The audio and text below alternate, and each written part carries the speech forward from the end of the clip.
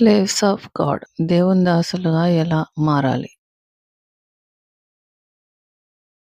ఈ లోకంలో 7 బిలియన్ల కంటే ఎక్కువ మంది ఉన్నారు. అందులో చాలా మటుకు వాళ్ళు సాతానికి దాసులుగా ఉన్నారు. మానవ కంటితో చూస్తే, దేవుని కంటితో చూస్తే కనబడని మాస్టర్స్‌కి వీళ్ళు సేవకులుగా ఉన్నారని వీళ్ళకు తెలియదు. ఎందుకంటే వారి పాపాన్ని బట్టి. రోమా 6:16 నీవు దేనికి లోబడతావో దానికి నీవు దాసుడవు.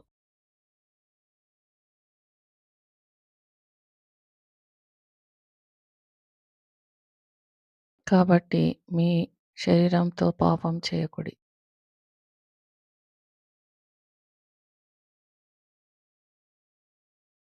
మానవుని దృష్టిలో మతానికి చెందిన వ్యక్తులు, దేవుని దృష్టిలో మాత్రము వాళ్ళు సాతానుకు దాసులు. ఎందుకంటే వాళ్ళు తమ సొంత ఆశలకు లోబడ్డానికి నిర్ణయించుకున్నారు. మానవుని దృష్టితో చూస్తే చాలామంది క్రిస్టియన్స్ తమ హృదయంలో ఉన్న ప్రకారము వాళ్ళ కోరికలను నెరవేర్చుకుంటున్నారు. కానీ దేవుని ఆలోచన మాత్రమే జరుగుతుంది. సామెతలు 19:21 దేవుని దృష్టిలో దాసులారా దేవునికి లోబడి ఉండండి. ఎఫెసీ 6:5 ఇతను ఒక దాసుడు. ఇతను ఎలా దాసుడయ్యాడు? ఇతను తన ఇంటి నుంచి కిడ్నాపర్స్ ద్వారా ఎత్తుకొని పోబడ్డాడు. ఇతను సాతానుకు దాసునిగా అమ్మబడ్డాడు. ఇతన్ని మళ్ళీ ఇంకొక పెద్ద మాస్టర్‌కి అమ్మారు. ఇతనికి ఇల్లు లేదు, డబ్బు లేదు, కుటుంబం లేదు, ఆశ లేదు, తిండి లేదు, ఆలోచనలు లేవు, బట్టలు లేవు. ఇతను తన కొత్త మాస్టర్‌కి విధేయత చూపడం తప్ప ఏమీ చేయట్లేదు. కొత్త మాస్టర్ ఇతనికి కావాల్సిన అక్కర్లన్నీ తీరుస్తున్నాడు. పని చేయడానికి శక్తినిస్తున్నాడు.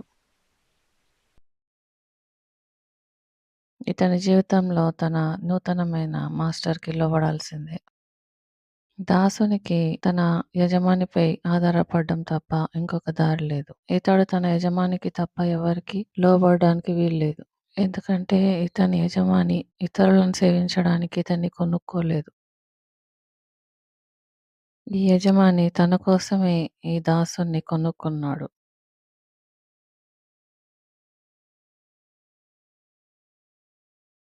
ఎందుకంటే ఈ దాసుని ఈ యజమాని ప్రేమిస్తున్నాడు.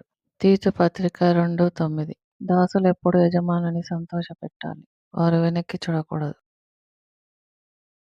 దాసుడు ఎంతో ఓపికతో యజమాని పిలుపు కోసం ఎదురు చూస్తుంటాడు. అది ఎంత కాలమైనా పర్వాలేదు. యజమాని పిలుపు కోసం రెడీగా ఉండాలి. ఎందుకంటే అతని యజమానుడు తిరిగి వస్తున్నాడు.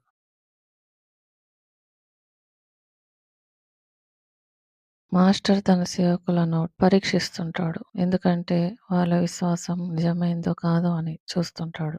మాస్టర్ యొక్క పరిశుద్ధాత్మ అతనికి తన ఆజ్ఞల గురించి తెలియజేస్తుంటాడు. వాటికి లోబడాలని చెప్తున్నాడు. తిమోతి 3:12 దేవునికి దాసులుగా ఉండగలిగితే మీరు మీ ఫ్యామిలీ చేత రిజెక్ట్ చేయబడతారు. మీ ఫ్రెండ్స్ క్రిస్టియన్స్‌తో రిజెక్ట్ చేయబడతారు. మొదటి పేతురు 2:11-12 మీరు ఏలియన్స్ అయిపోతారు. స్ట్రేంజర్స్ అయిపోతారు. కానీ నిజమైన ఇల్లు దేవునితోటే ఉంటుంది. కానీ దేవుని సన్నిధిలో నిత్యమైన శాంతి, సమాధానం ఉన్నాయి. ఆయన కుడి చేతిలో సకల సౌఖ్యములు ఉన్నాయి. మీరు దేవుణ్ణి సమీపిస్తే దేవుడు మీ దగ్గరికి వస్తాడు. నా సన్నిధి మీతో వస్తుంది. నేను మీకు విశ్రాంతిని కలిగిస్తాను. ఇదే క్రీస్తు దాసుని జీవితం.